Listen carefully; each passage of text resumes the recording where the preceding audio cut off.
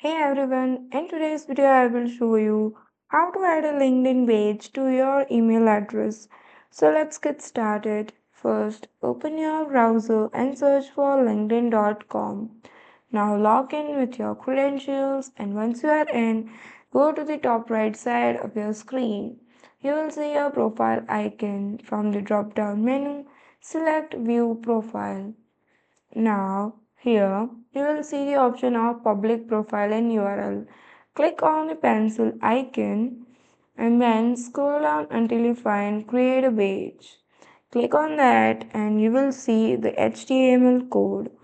Click on the copy code generates by LinkedIn. Now go to your email and click on the settings option from the right side and click on see all settings. Now scroll down until you find signature section and click on create new. Now here give your signature a name and click on create. Now here you have to paste the HTML code and then click on save changes.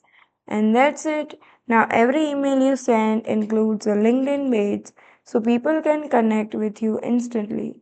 So that's all for today. Thank you for watching.